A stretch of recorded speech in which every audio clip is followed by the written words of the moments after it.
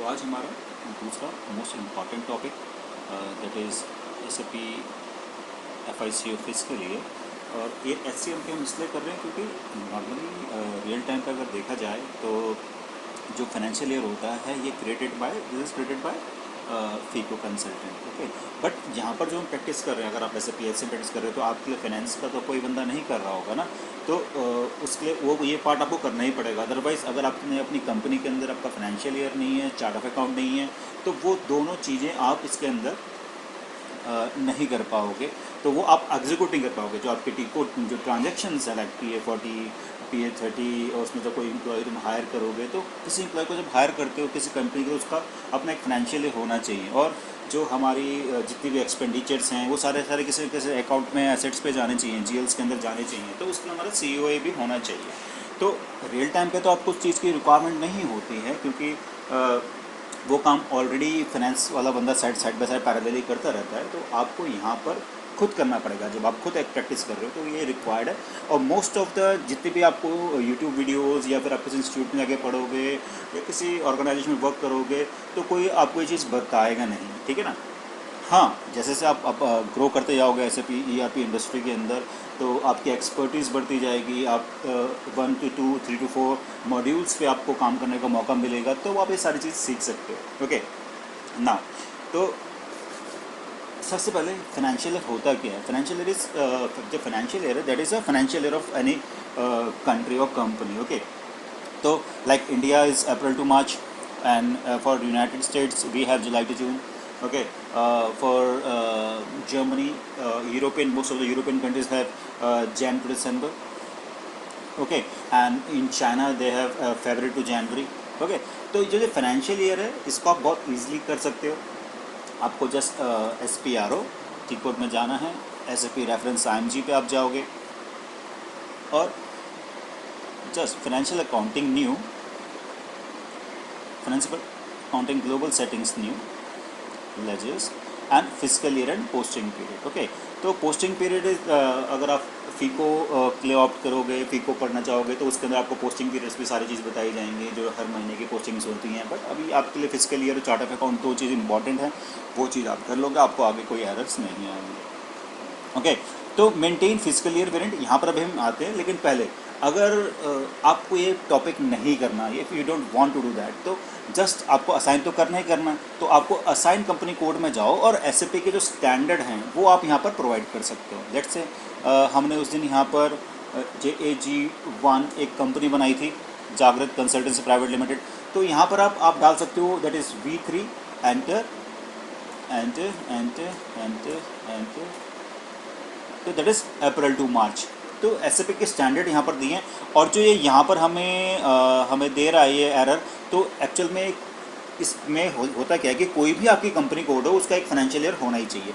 और यहाँ पर ये ब्लैंक है, तो इसलिए सिस्टम में बोल रहा है कि इसके अंदर आप फिल करो, ठीक है। तो मैं क्या कर रहा हूँ, मैं इसको छोड़ रहा हूँ ताकि जिस बंदे ने ये कंपनी बनाई है वो अपने आप फिल करे इसको। तो हमने V3 लिया, ये है that is for April to March। अगर आप Jan to December देना चाहते हो तो Jan to December के लिए क्या है यहाँ पर K4। Okay, see calendar year 4 special periods. Okay, तो ये कैलेंडर ईयर का मतलब होता है Jan to December। और अगर आपका जुलाई टू जून है तो आपको यहाँ पर V6 आपको एंटर करना पड़ेगा। तो जब आप V6 एंटर करोगे जुलाई टू जून हो जाएगा। ओके, तो ये SAP की स्टैंडर्ड है, आपको इतना ही करना है, उससे आगे आप कुछ भी नहीं करना है, ठीक है ना। बट अभी हम ये चीज़ हम नहीं कर रहे हैं, हम यहाँ से जाके हम अपना, ठीक है, हम आते हैं मेंटेन फिजिकल। अगर हमें अपना बनाना ही है तो हमको करना क्या है, हमें यहाँ पर क्लिक करना है maintain physical year variant and, और you have to click on new entries. New entries में क्लिक करेंगे, एक फाइनेंशियल ईयर हम अपना बनाते हैं और लेट्स से 2 बना लेते हैं, J1 J2 J2। ओके, तो जागृत APR to March एंड जागृत Jan to December, let's say Z3 जागृत July to June। ओके, तो अब यहाँ पर we have 2 kind of calendars ना, year dependent and calendar year dependent. अगर मेरा कैलेंडर डिपेंडेंट है, लेट्स से कि this is my calendar dependent Jan to December, जो कैलेंडर के ऊपर डिपेंडेंट है, जैसे मेरा जैन टू दिसंबर कैलेंडर होता है उसके ऊपर डिपेंडेंट है, तो आपको यहाँ पर टिक मार्क करना है। और अगर आपका ईयर डिपेंडेंट है, मतलब जिसके मंथ्स आगे पीछे इधर उधर होते हैं, उस केस पे आप यहाँ पर क्लिक कर सकते हो। और एक और है, अगर आपने यहाँ पर क्लिक किया, लेट्स से मैं जुलाई टू जून वाले पे क्लिक कर देता हूँ, तो ये क्या करता है, ये एक लिमिटेड पीरियड के लिए होता है, ईयर डिपेंडेंट के लिए हो जाता है। सपोज कि let's say we have 12 months, 12 posting period and special posting period 4, maximum 4, आप 2 भी दे सकते हो, 1 भी दे सकते हो, 4 से ज़्यादा नहीं दे सकते। और ये स्पेशल नंबर क्या होते हैं, लेट्स से यार मैं मटेरियल मैनेजमेंट की बात करता हूँ और वहाँ पर हमने अभी सामान मंगाया और सामान मंगाने की पोस्टिंग सिस्टम के अंदर हमने करनी है और हम भूल गए, ठीक है ना। लेट्स से फैब में मंगाया था और हम भूल गए और हमें 2 महीने बाद याद आ रहा है, जब ईयर भी चेंज हो गया, तो अब क्या है कि हम बैक डेट में जाके पोस्टिंग नहीं कर सकते, अगर अलाउड नहीं, एक ही प्रीवियस पीरियड में जाऊँगा उससे ऊपर नहीं जा सकते। तो उन मिस एंट्रीज़ के लिए हमें कुछ स्पेशल पोस्टिंग पीरियड बनाने पड़ते हैं।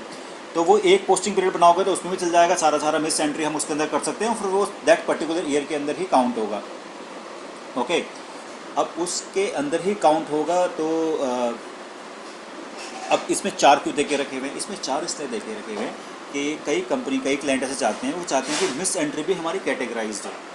जैसे कि अगर एचआर डिपार्टमेंट वालों ने कुछ एंट्री मिस करी है तो वो 13th पे जाए, जो फाइनेंस वालों ने मिस करी है तो 14th पे जाए, एसडी वालों ने और लॉजिस्टिक्स वालों ने जाए वो 615 पे जाए।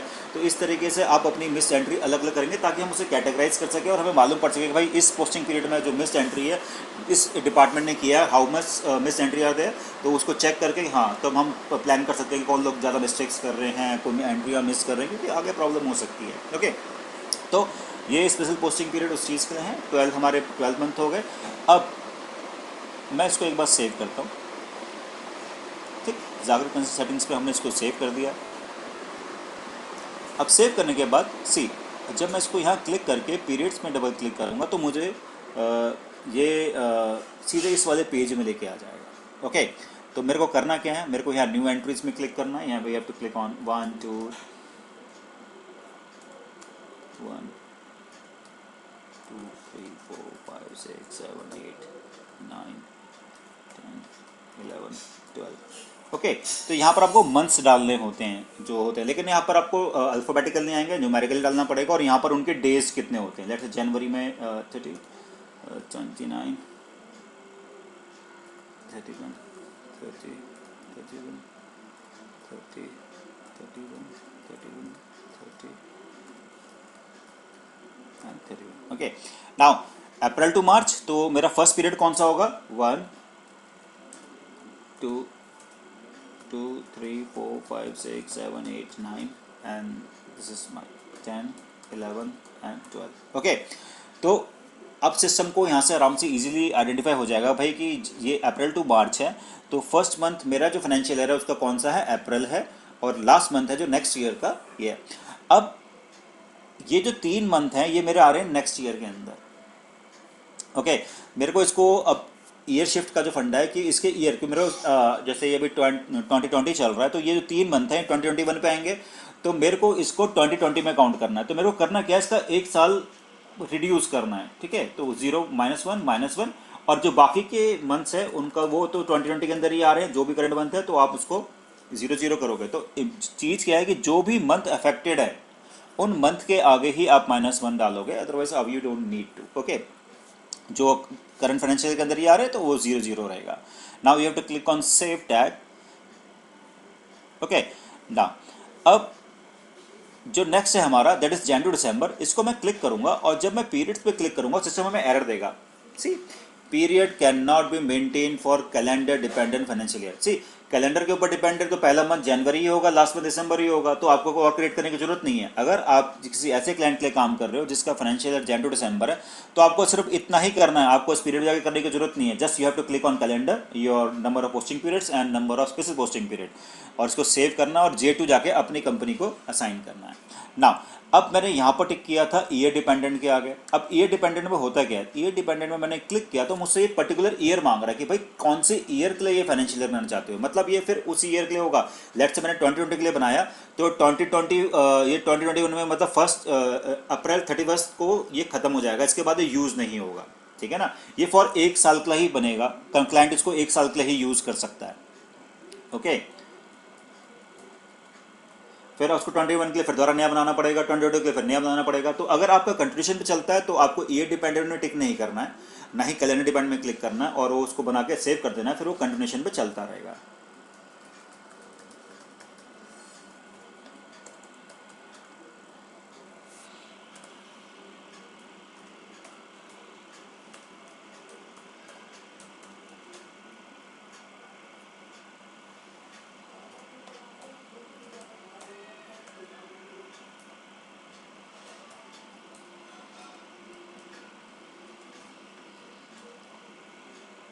सी, तो यहाँ पर हमारा जुलाई से स्टार्ट होगा क्योंकि हमारा जो ये जुलाई टू जून है, तो फर्स्ट पीरियड इज जुलाई।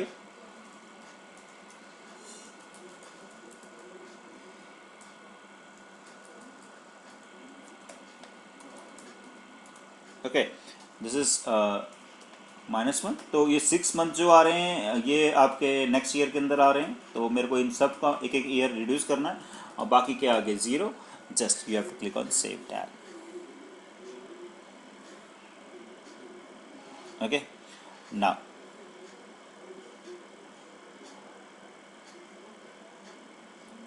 इसके बाद just simple assign company code to physical year variant. आपको जस्ट अपनी कंपनी के आगे जाना है, जैसे JAG1 एंटर, और यहाँ पर मैं अपना J1 एंटर, ठीक है। अप्रैल टू मंथ, तो जो भी फाइनेंशियल ईयर है आप लगा के इसको असाइन कर दो, बहुत ईजिली आपका हो जाएगा। ओके, तो ये हो गया हमारा फाइनेंशियल ईयर। अब नेक्स्ट चीज़ जो है इसकी वो है चार्ट ऑफ अकाउंट। अब चार्ट ऑफ अकाउंट बेसिकली होता क्या है, देखो किसी भी कंपनी में जनरल लेजर्स होते हैं, ठीक है। तो वो GL जो भी होंगे, तो लेट्स से आजकल टीवी में बहुत ऐड आता है खाता बुक, यू नो, कि मेरे को अपने खाता बनाना है, खाता बुक के अंदर आप किसी भी किसी जनरल स्टोर पे जो बहुत पुराने वाले हैं, या फिर आप अगर आप यू बिलोंग फ्रॉम दिल्ली, तो दिल्ली में एक बहुत बड़ी मार्केट है चांदनी चौक, खारी बावली, वहाँ पर बहुत सारे बंदे पुराने ज़माने की दुकान लेते हैं। तो उनके जो उन्होंने अपने रेड कलर की एक बुक, आपके यहाँ पर भी आसपास होगा, तो लाल कलर की एक बुक लेके बैठते हैं। उसके अंदर वो सारी एंट्रीज करते हैं, भाई कि मेरा इतना खर्चा है, इतनी मेरी सैलरी जाती है, इतना मेरा रेंट जाता है, इतना खर्चा मैंने यहाँ किया। तो हर चीज़ के लिए उसने यार अलग अलग पेज बनाए होते हैं, ठीक है। तो सेम हमें भी यहाँ पर एक बुक डिफाइन करनी है। तो आपको जाना कहा है general ledger master data. Under master data you have GL accounts. Under GL accounts you have preparations, and under preparation you have edit chart of account list. तो बेसिकली आपको करना कि हम डिफाइन कर रहे हैं। अगर आप फीको में होते तो ये बहुत ही वास्ट टॉपिक है जनरल लेजर्स का। आजकल तो बहुत डिफरेंट हो गया। S/4HANA के वैसे S/4HANA में डॉक्यूमेंट स्प्लिटिंग्स चलती हैं, तो यहाँ पर भी डॉक्यूमेंट स्प्लिटिंग्स का फंडा आ गया है। तो बहुत ही जल्दी मैं अपना फीको के भी क्लासेस इसको डालना शुरू करूँगा। If you guys interested in SAP FICO तो go to that video list. तो पहले SCM पूरा कंप्लीट करते हैं, उसके बाद हम FICO में जाएंगे, FICO के बाद हम मटेरियल मैनेजमेंट में जाएंगे, मटेरियल मैनेजमेंट के बाद हम सेल्स एंड डिस्ट्रीब्यूशन पे जाएंगे। और फॉर HR पर for you guys I am also going to upload my success factors में एम्प्लॉय सेंट्रल की क्लासेस, कंपनसेशन की classes, okay, and employee central payroll की। ये तीनों की क्लासेस भी मैं इसके अंदर अपलोड करने वाला हूँ। तो keep tuning to my channel, and please subscribe my channel. If you like that, please share to your guys, to your friends as well. Okay, और मैं इन सब का एक एंड यूजर टास्क का भी डालूंगा। तो मैंने मोस्ट ऑफ द प्रॉब्लम देखी है कि कई स्टूडेंट्स ऐसे हैं जिनको कंसल्टेंट वाला नहीं सीखना, उनको सिर्फ, क्योंकि बहुत सारी कंपनीज इंडिया में, इतनी सारी कंपनी है जो SAP यूज़ कर रही हैं, तो वहाँ पर जो रिक्वायरमेंट होती है वो ये होती है कि भाई SAP टूल में आपको काम करना चाहिए, आपको टी कोड्स पता होने चाहिए। जैसे HR में बोलते हैं हायर करना, टर्मिनेट करना, बेनिफिट्स करना, TM करना, पेरोल रन करना, पेरोल के स्टेप्स हो गए, टाइम मैनेजमेंट रन करना, टाइम शीट्स निकालना। ये सारे के सारे जो हमारे टास्क होते हैं ये कहीं पर भी एक जगह पर नहीं है। ओके, तो मैं जब HCM कंप्लीट करूंगा तो मैं एक एंड यूजर साइकिल भी इसके अंदर डालूंगा, ताकि जो बंदा जैसे एचआर में है, किसी कंपनी में जा रहा है, वहाँ SAP यूज़ होता है, तो आप इस वीडियो को देख के आप जाके इजीली लर्न वहाँ पर जाके बोल सकते हो कि भाई मैंने एचआर में काम किया, मेरे को SAP में ये चीज़ करनी आती है, ये नो दिस की कोड से पेरोल रन होता है, यहाँ से हायर होता है, यू कैन ईजिली जाके आप इंटरव्यू क्रैक कर सकते हो। और अब बड़ी बड़ी कंपनी में अगर आपको SAP में काम करना आता है तो आपको as compare to normal HR जो मार्केट स्टैंडर्ड में आप जाते हो, उससे आपको 30-40% एक्स्ट्रा ही मिलने वाले हैं। ठीक है ना। तो न्यू एंट्रीज में क्लिक करेंगे, यहाँ पर हम एक 4 डिजिट का कोड बनाते हैं, JCOA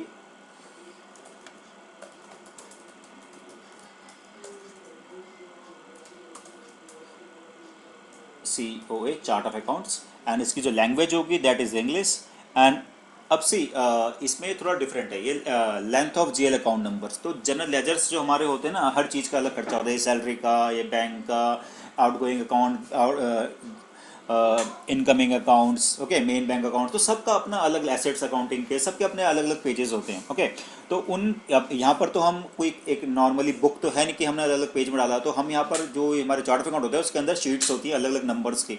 ओके, तो उन नंबर्स का लेट्स से आप मैक्सिमम 10 डिजिट डाल सकते हो, और मैंने 8 डाल दिया। तो आप 2-3 मत डालना, मतलब फ्रॉम 6 ऑनवर्ड, 6, 7, 8, 9, 10 आप कुछ भी ले सकते हो।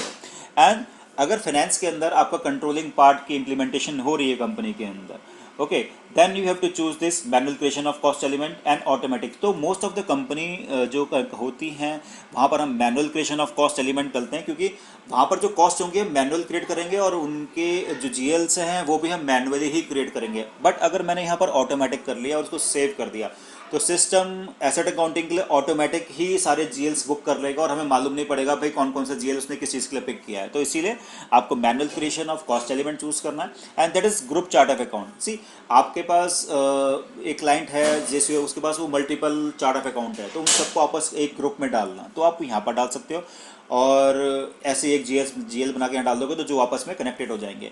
एंड अगर फ्यूचर में ये चार्ट ऑफ अकाउंट आपको ब्लॉक करना है तो आप यहाँ पर ब्लॉक कर सकते हो। अभी तो हम क्रिएट कर रहे हैं, तो हम देखो सिस्टम के अंदर कुछ डिलीट नहीं करते। सी हमारा सारी एंट्रीज हो रही हैं, सामान आ रहा है, सामान जा रहा है, एम्प्लॉय आ रहा है, उसकी सैलरी जा रही है, उसको पेमेंट कर रहे हैं, काम कर रहा है, सारी चीज़, तो सारा सारा GL के अंदर वो अकाउंटिंग हो रही है पूरी पूरी। अगर मैंने ये JCOA डिलीट कर दिया, ठीक है, तो जितनी भी अकाउंटिंग होगी सारा इसके संग ही डिलीट हो जाएगा। तो SAP के अंदर हम डिलीट नहीं करते, हम उसको ऑब्सोलीट करते हैं। तो दिस काइंड ऑफ ऑब्सोलीट, हम यहाँ ब्लॉक करेंगे तो ये सिस्टम पे रहेगा, इसका डेटा रहेगा, डिलीट नहीं होगा। आप नया बना सकते हैं बट आप इसको डिलीट मत करना। Okay, now click on save. तो it's saying JCO already is there, तो